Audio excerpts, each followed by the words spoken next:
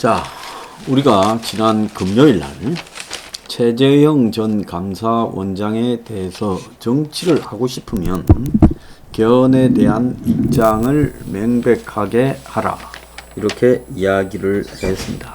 자, 그 다음 날이 제헌절인데, 제헌절을 맞이해서 최재형 전 감사원장이 대통령제의 제왕적 운영이 문제다라고 말을 하며, 헌법과 법률에 정해진 권한을 넘어선 이 제왕적 대통령제 운영이 문제다. 그래서 헌법 정신, 법치주의를 바로 세워야 된다. 헌법이 제왕적 대통령제가 아니라 헌법이 규정한 대통령제를 제왕적으로 운영해 온 것이 문제다라고 말을 하고, 대통령도 헌법 아래 있기 때문에 헌법에 충성하고 국민을 섬기겠다라는 생각이 중요하다며, 정치권에 나오는 그 분권적 개헌 논의에 대해서는 현행 헌법대로 국정을 운영해보지도 못한 상황에서 개헌을 통한 권력 구조 변화를 논의하는 것은 적절하지 않다라고 이야기를 했습니다.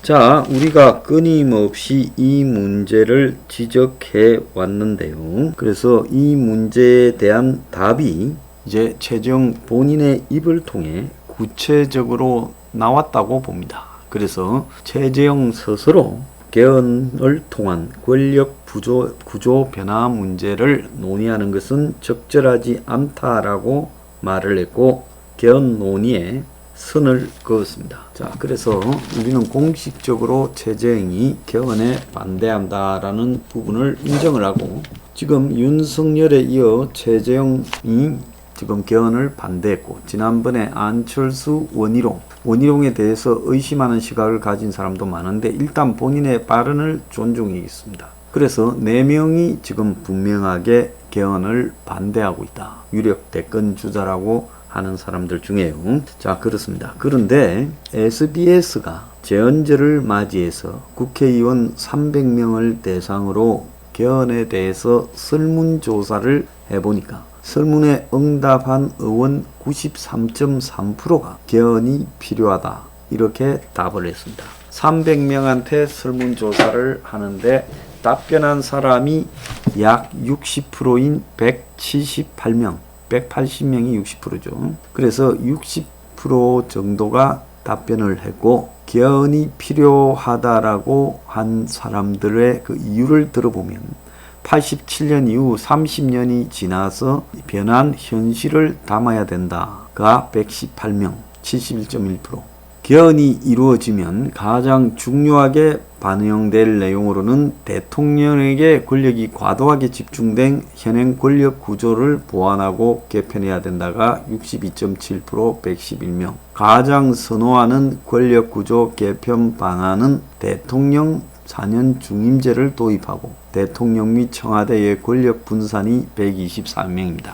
자, 그런데 여기서 대통령 이 중임제라는 부분에서 대통령이 권력을 분산하는 중임제면, 이것은 이원 집정부제 하에서 대통령 임기를 4년으로 하고 중임할 수 있도록 한다라는 거죠.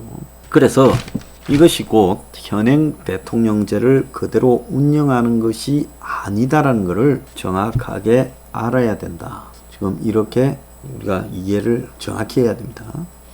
자, 이낙연이요, 또 개헌에 대해서 언급을 했습니다. 거의 며칠마다 한 번씩 이야기를 하는데요. 이낙연은 제헌절날 페이스북에 내 삶을 지켜주는 개헌 추진하겠습니다라고 하며 개헌의 필요성을 언급했어요. 개헌 방향에 대해 국민 기본권 강화와 불평등 완화, 국가 균형 발전을 위한 사회 경제적 민주주의를 이루자며 토지 공개념을 명확히 해서 불로소득을 부자들이 독점하지 못하게 하자. 자, 이렇게 이야기를 합니다. 그러면서 자기는 갭 투자로 경희궁의 아침이라고 그 좋은 아파트를 광화문 쪽에 샀다, 이래서 비판을 받고 있죠.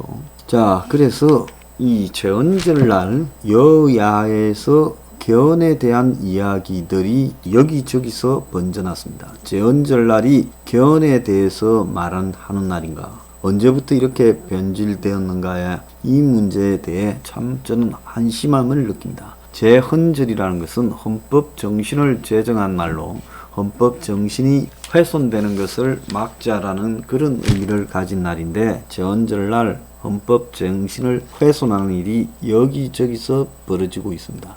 이재명도 SNS에 노회찬의 개헌론을 언급하며 저 역시 대통령 상년 중임제, 국민기본권 확대, 지방분권, 토지 공개념 강화 등 헌법 개정 필요성에 크게 공감한다. 자, 언제부터 개헌을 반대하던 이재명이 지금은 경국 대전을 고치는 것보다도 구휼이 먼저다라고 하던 이재명이 개헌의 기수가 되어 온갖 개헌의 사유를 다 이야기를 하고 있습니다. 참으로 웃긴다고 보고 있어요. 이재명을 보고 저런 사람이 대통령에 절대 안 되어야 된다라는 것이 굉장히 기회주의적인 면모를 보여주는, 정치인으로서 철학이라고는 없다. 자기가 가장 유리할 때는 개헌은 반대를 하다가 이제 자기가 여러 가지 부분에서 공격을 당하니까 공격을 누그러뜨리려고 개헌 찬성으로 돌고 있습니다. 자, 박용진도 SNS에 대한민국이 발전한 만큼 헌법이 달라져야 된다 했고, 지역균형 발전을 갖다가 주요 공약으로 내세운 김두관도 선진국으로 가는 연방제 개헌을 해야 된다. 자, 이렇게 말을 했습니다. 윤석열은 5.18 묘지를 참배하며 헌법 정신을 5.18 민주화 운동의 정신에 빗댄 해석을 했어요. 이것도 또 무슨 소린지 모르겠는데, 이 자리에 지금 5.18 민주화 운동의 정신을 헌법 전문에 넣는 것은 국민 전부가 공유하는 가치로 떠받들어 안아도 손색이 없는 정신이라지만 권력 구조 개편에 대해서는 좀 더 깊이 생각해야 되고, 어떤 제도가 어떤 제도보다 낫다고 말하긴 어려운 문제다라고 이야기를 했습니다. 최재형은 이 개헌에 반대했고요. 자, 유승민은 대한민국은 민주공화국이다라고 하면서 민주화 공화의 헌법 정신 위에 나라를 세우는 선거가 돼야 된다, 이렇게 말을 했는데 개헌을 정확히 반대했는지에 대해서는 의문입니다. 그래서 여권의 후보는 전부 개헌을 찬성하고 있고, 야권의 대선 후보는 주요 후보 4명이 개헌에 반대하고 있습니다. 근데 갑자기 대통령 범주에도 들어가지 못하고 지 혼자 시골로 어촌으로 다니면서 대선 주자인 양 하고 다니는 김동연, 문 정권의 초대 부총리죠. 이자 참으로 독특한 자다라고 생각하는데 권력 야욕이 대단하다, 이렇게 보고 있습니다. 근데 누가 이자를 대통령 후보로 인정하는 것도 아니고 이자가 대통령 후보 지지율에서 제대로 잡히고도 있지 않습니다. 그런데 이자가 19일 출간되는 자기 저서에 다음 대통령은 임기 초 개헌을 추진해야 된다면서 개헌을 언급했습니다. 분권형 대통령제를 띄우면서 승부수를 던진 것이다. 그래서 개헌의 앞잡이로서 자기 역할을 지금 대선 주자인 양 하고 있는 거다. 이걸 본인이 인정했어요. 이 사람의 새 책 대한민국 금기 깨기라는 책에 정치 영역을 줄이기 위해 가장 중요한 것은 우리 정치의 전형적인 성자 독식 구조를 깨는 것이다. 대통령 5년 단임을 바꾸는 개헌이 필요하다. 5년마다 집권하는 성자가 모든 권력을 독식하는 현행 구조화에서는 정쟁이 파국이 불가피하고 국가의 장기 비전을 세울 수 없다. 그래서 대통령을 임기 4년 중임제로 하고, 자, 여기 보세요. 임기 4년 중임제라고 무조건 좋은 게 아니다라는 지금 이야기가 나옵니다. 국회에서 추천 선출한 총리에게 실질적 권한을 보장하는 이른바 분권형 대통령제를 제안했다. 지금 4년 중임 대통령제는 분권형 대통령제와 바로 연결된다는 걸 여러분들이 밑줄을 쫙 긋고 정확히 알아야 된다는 겁니다.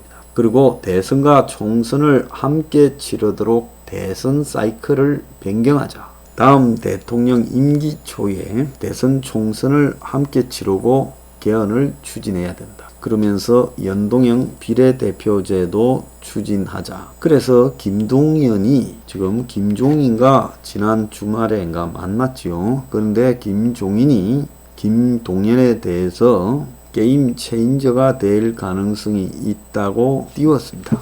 자, 이 말은 자기가 주장하는 개헌에 대해서 김동연이가 앞장서 주니까 하는 소리겠지요. 16일 금요일 날 김동연은 김종인과 서울의 산 식당에서 밥을 먹고는 정권 재창출, 정권 교체보다 우리 사회의 의사 결정 세력의 교체가 더 중요하다. 그러면서 이제 개헌을 그 뒤부터 본격적으로 떠들고 있고, 또 박병석 국회의장은 내년 대선이 있다고 개헌 추진을 미룰 수 없다. 재헌절날요. 오히려 대선 행세를 점치기 어려운 지금이 불편부당하게 개헌을 할 수 있는 적기다. 그러면서 국회가 올해 안으로 개헌을 만들어 내년 상반기 대통령 선거, 지방선거 때 국민투표에 붙일 수 있을 것이다.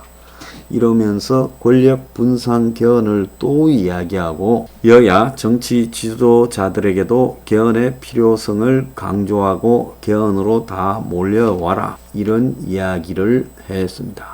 참 끝도 없이 지금 이 개헌에 대한 이야기들이 나오고 있습니다. 자, 그나마 우리 행명 21이 개헌 반대를 분명히 하고 윤석열, 최재형 그리고 동당의 후보들을 압박한 결과 지금 이 사람들이 개헌 반대를 내세우고 있기 때문에 지금 개헌이 일종의 좀 되지 않을 수 있는 우리가 고지, 교두보를 확보했다고 생각합니다. 우리가 이렇게 적극적으로 나서지 않았더라면 국민들은 관심도 없고 잘 알지도 못해요. 자, 우리도 모르는 사이에 개헌이 아주 빛의 속도로 통과되었을 건데, 그나마 우리가 분명하게 이 부분을 가지고 장시간 압박하고 계속 공격하고 있기 때문에 이 부분이 그래도 개헌이 날치기 하듯 통과되지 않도록 막고 있는 역할을 하고 있다는 자부심을 가져도 좋다고 합니다. 앞으로 남은 시간에도요,